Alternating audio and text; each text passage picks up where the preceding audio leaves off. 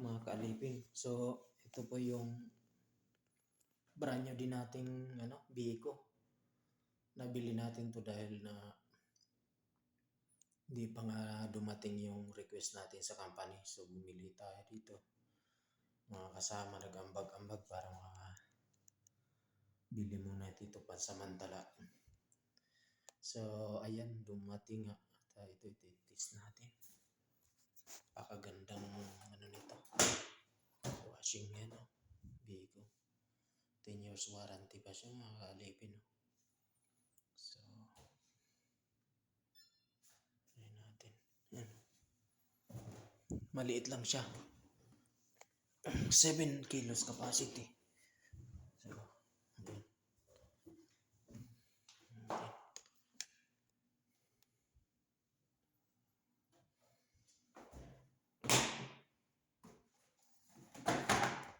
Inverter natin po siya. Tipid siya sa kuryente. So, ayan.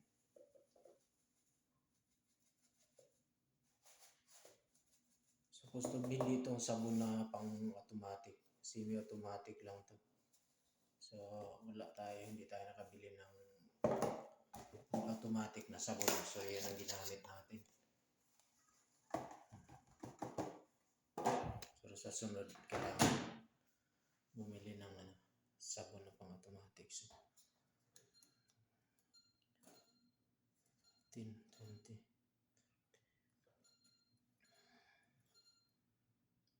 Cotton. Yan. Yan, cotton. So, dyan tayo. Start. Ayun, nag-lock na.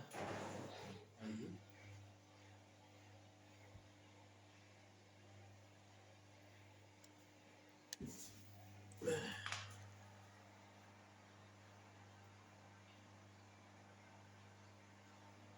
$2.7. Tagal.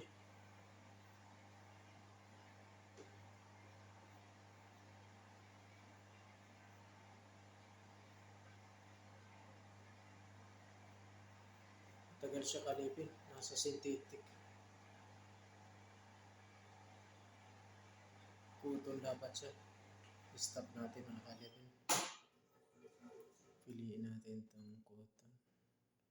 Ganon din, 225. 215.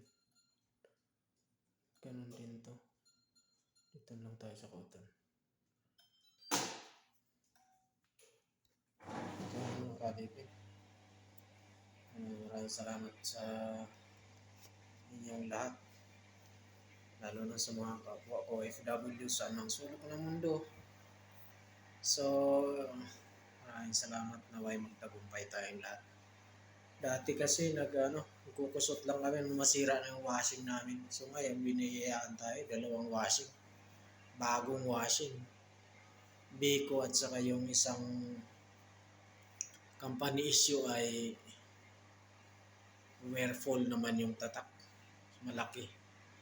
Mas malaki dito kasi 10 kilos capacity yun. Ito 7 kilos lang. Yan ang nalagay. 7 kilos.